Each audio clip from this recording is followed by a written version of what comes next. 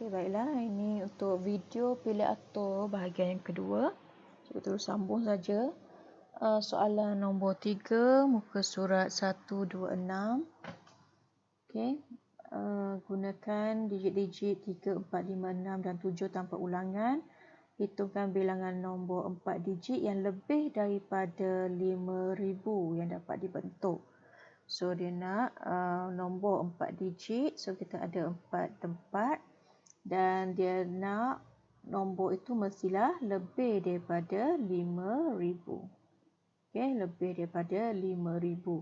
Bermaksud tempat pertama ini kita ada pilihan untuk letakkan nombor 5 atau 6 ataupun 7. So ada 3 pilihan untuk kita jadikan nombor 4 digit ini sebagai nombor yang lebih daripada 5,000. So, apa pilihan yang perlu kita letakkan di ruangan pertama? Kita ada 3 pilihan. Betul tak? Okay, so lepas satu nombor itu sudah ditulis, contoh cikgu ambil 7. So, kita hanya tinggal 4 saja lagi pilihan yang kita boleh tuliskan untuk tempat yang kedua. Iaitu ada 4 dan seterusnya 3 ada 2 lagi. Okay. Jadi kamu ambil keluarkan. Okey, dapatkan berapa cara dia boleh selesaikan, iaitu ada 72 cara untuk kita susun nombor digit-digit yang diberi kepada digit 4 digit ya, okay, yang nilainya lebih daripada 5,000. Okey. So kalau kita nak letak dalam bentuk NPR macam mana? So kita tengok option pertama. Kalau yang simple-simple option syarat macam ni, tak ada masalah lah, untuk senang kita nak cari, guna formula juga. Okey, contohnya tengok syarat pertama, dia kata dia ada tempat pertama perlulah letakkan nombor yang lebih daripada 5, okey, 5,000, betul tak? Jadi kita ada 3 option kat sini. 3, kita pilih 1 sebab kita ada satu tempat saja untuk kita letakkan nombor tu. So, darabkan dengan, lepas kita dah pilih satu nombor, kita ada 4 lagi option untuk kita pilih, untuk kita letakkan berapa tempat kat sini. 3 tempat. So, ini akan jadi 3P1 darab 4P3. Okey, 4P3. Jadi, nilainya pun kamu akan dapat sama, iaitu 72 cara. Okey. Okay, soalan nombor 5, cari bilangan cara perkataan 8 dapat disusun jika huruf vokal mesti. Okay. Satu perkataan disusun kat sini adalah kata kunci untuk kita pilih gunakan formula pilih atur. Okay. Yang kedua adalah dia kata jika huruf vokal sentiasa berada bersebelahan. Maksudnya ini konsep dia sama dengan sebelum ni lah. Jadi kamu andaikan I dengan I itu berada pada huruf yang sama. Okay. Jadi, kita perlu ada berapa tempat untuk kita isi? Ada 4 tempat semuanya. Jadi, tempat, contohnya, salah satu tempat tu mestilah huruf vokalnya bersama-sama. Okey, jadi huruf vokalnya kat sini adalah 2 huruf vokal. Jadi, kita boleh saling tukar ke tempat dia, iaitu kita letakkan 2 faktorial. Darabkan ada berapa tempat yang kita perlu isi huruf vokal yang bertukar tu. Ada 4 tempat, jadi kita letak terus 4 faktorial. Ini lebih mudah lah. Cara mudah untuk kalau soalan itu dia kata hurufnya berada bersebelahan atau tu diletakkan bersama-sama. Boleh? So ini kita akan dapat jawapannya 48 cara. Okey, 48 cara. Okay, seterusnya soalan ini sama dengan soalan nombor 6 tadi. Okay, jadi terus pergi pada soalan nombor 8. Raja di bawah menunjukkan 6 huruf dan 4 digit nombor.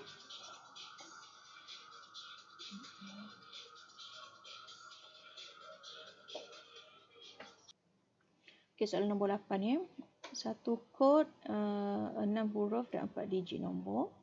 Satu kod. Okay, kata kunci kat sini adalah kod kat sini. Okay, itulah kita gunakan permutation. akan dibentuk menggunakan huruf dan digit nombor di atas. Jika kod mesti mengandungi 4 huruf. Okey, so kod ini dia kata mesti mengandungi 4 huruf, 1, 2, 3, 4 dan 3 digit nombor, 1, 2, 3. Berapakah kod yang dapat dibentuk jika tiada huruf atau digit nombor akan diulangi? Okey, so itu syarat dia.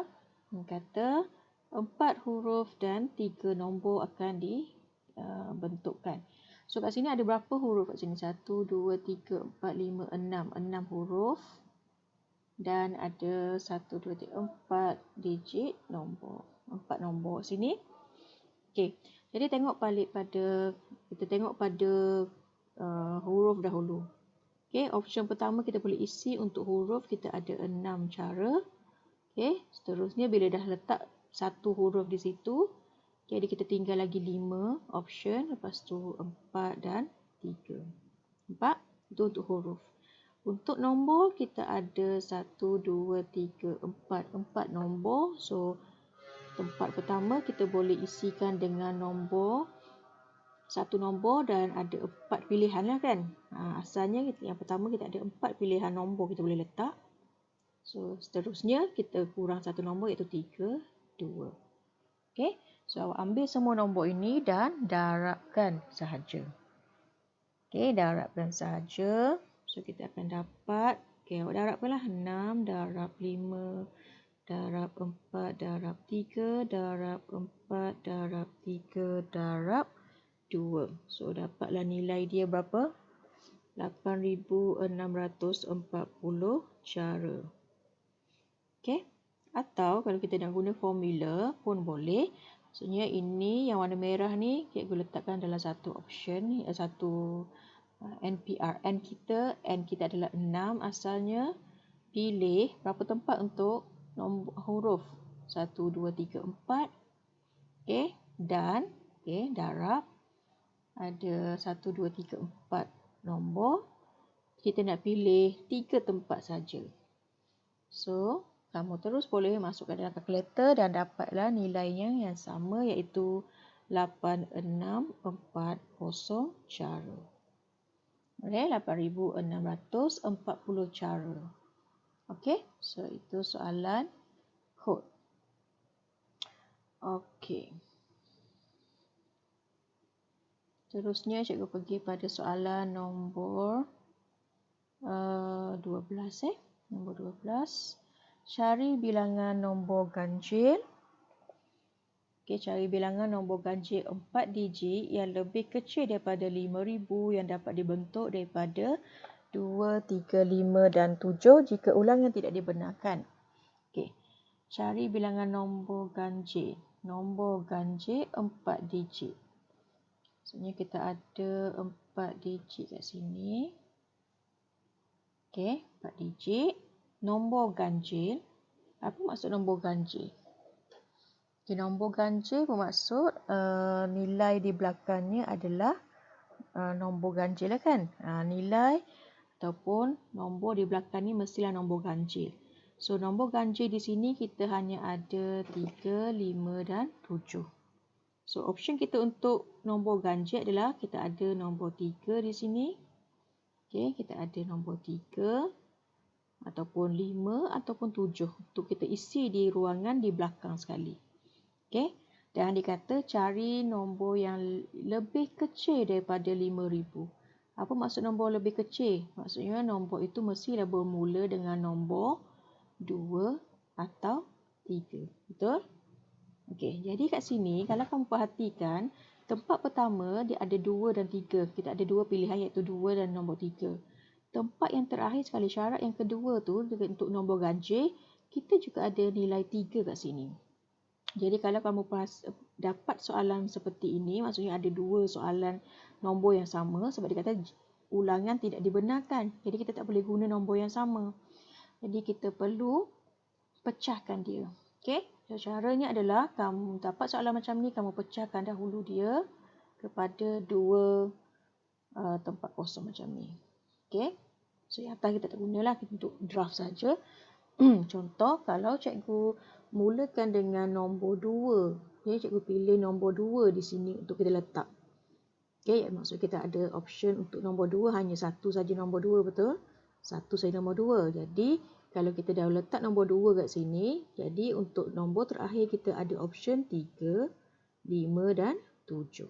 Jadi, ada berapa pilihan untuk kita letakkan nombor untuk tempat di belakang sekali ni? Kita ada 3 option. Okay, jadi daripada 4 yang asal tu kita dah isi dah 2 tempat, jadi tinggal lagi berapa? 2 dan 1. Okay, tinggal lagi 2 tempat dan 1 tempat. Boleh?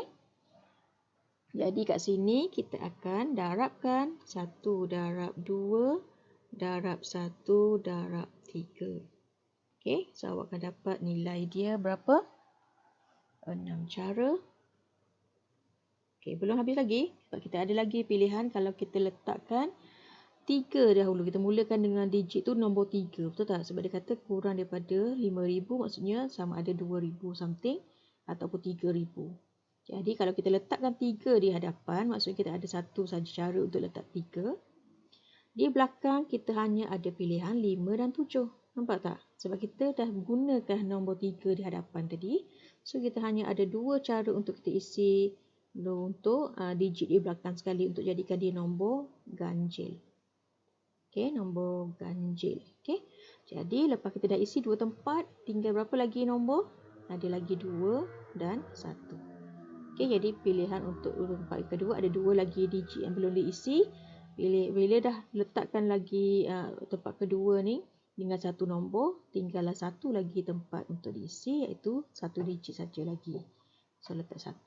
So, ini akan dapat 1 darab 2 darab 1 darab 2. Ini sama dengan 4 cara. Jadi, kalau kamu nak tahu cara keseluruhannya adalah kamu kena tambahkan kedua-duanya.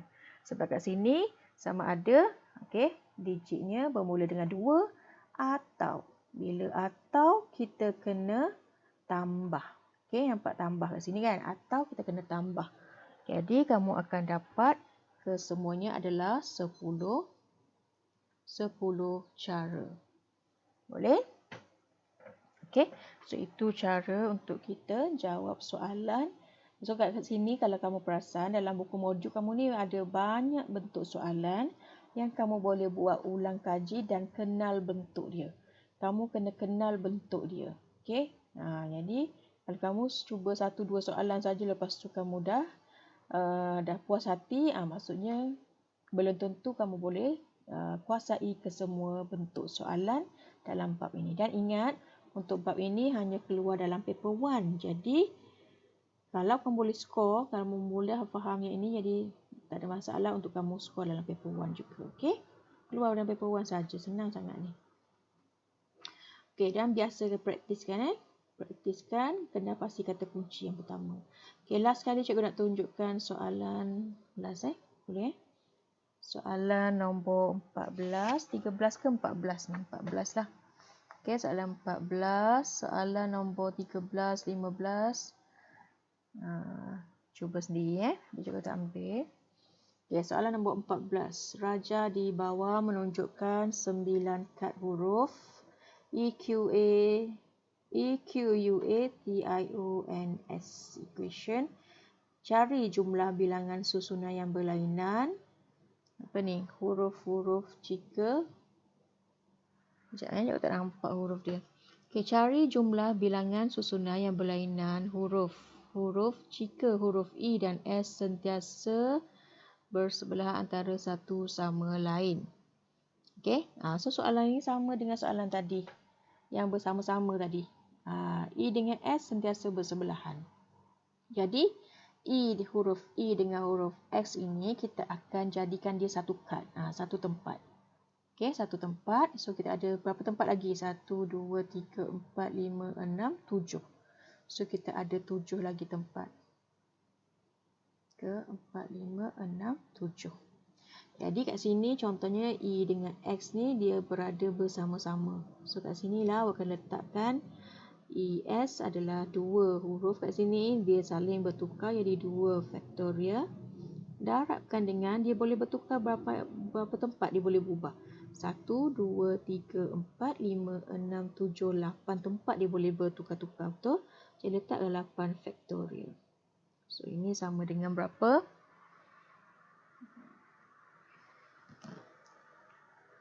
Sama dengan 80 80 640 80 640 cara.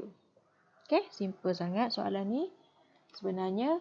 Tapi ini pun dah boleh jawab soalan ni. Okey. So cikgu cari satu soalan daripada soalan SPM ya. Kita tengok pada soalan dalam soalan belakang pengukuhan. Okey, tengok pada soalan ni. Ini soalan daripada soalan pengukuhan muka surat 134. Okey, soalan nombor 9 dan nombor 10. Okey, cuba tengok soalan nombor 9 dahulu. Okey, apa yang membezakan soalan nombor 9 dan soalan nombor 10?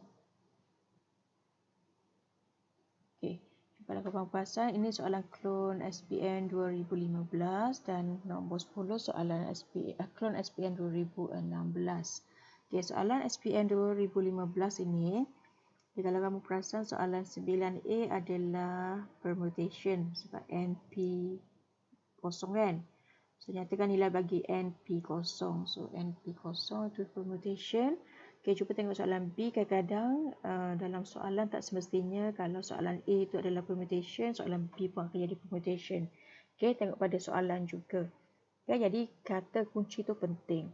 Untuk combination, dalam kamu perasan soalan B ni, 4 orang murid akan dipilih. Nampak kan? Dipilih. Selected. Daripada 5 orang murid dan 4 orang murid perempuan untuk menyertai satu kuis. Cari bilangan cara yang berbeza untuk memilih. Nampak So, perkataan choose ataupun memilih di sinilah yang menunjukkan dia adalah combination. Okey. Jadi kamu kena pastilah. Okey, soalan 10. Baju di bawah menunjukkan 7 keping kad berlainan huruf. Okey.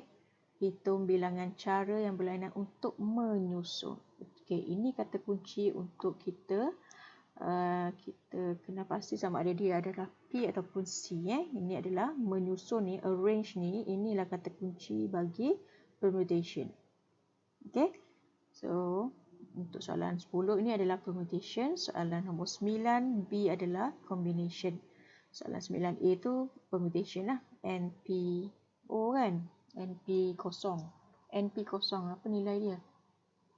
P kosong sama dengan N factorial perkan dengan N tolak kosong factorial. So, N factorial, N tolak kosong maksudnya N juga kan? Betul tak? N factorial. So, nilainya adalah 1. Okey. Okay, soalan nombor 10A. Okey, Raja menunjukkan kita ada huruf BERSATU. Hitung ni bilangan cara yang berlainan untuk menyusun semua kad itu. Okey, maksudnya digunakan semua sekali.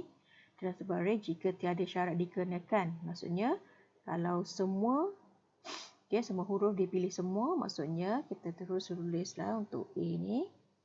A sama dengan, ada berapa huruf? 1, 2, 3, 4, 5, 6, 7. 7 factorial. Okey, 7 factorial. Okey, ini ataupun awak tulislah 7 pilih 7 pun boleh.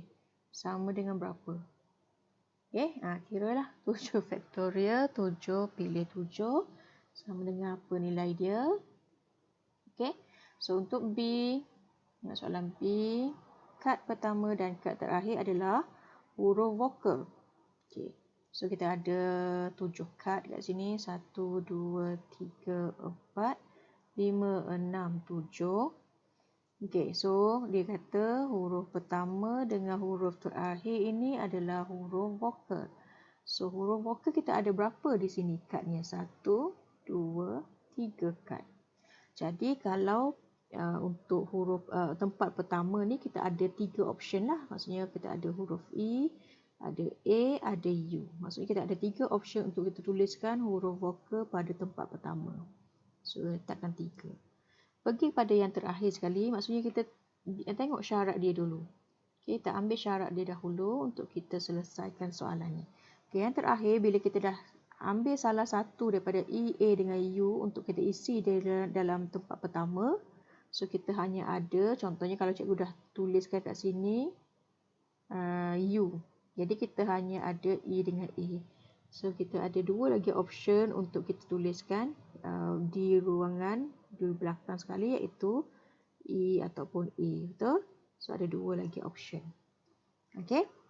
So, kita dah ada dua kad yang terisi kat sini. Jadi, tinggal berapa lagi kad? 1, 2. So, kita hanya ada 5 lagi kad yang belum diisi. Okay? So, letakkan 5. Okay, maksudnya kad yang kedua ni, kita ada lagi 5 option ataupun 5 cara kita boleh isi. 4, 3, 2 dan 1. Jadi keluarkan semuanya, iaitu 3 darab 5 darab 4 darab 3 darab 2 darab 1 darab 2. So, dapatkan nilainya. Okey. Tekan kalkulator. Apa nilai kamu akan dapat? Cikgu check dulu.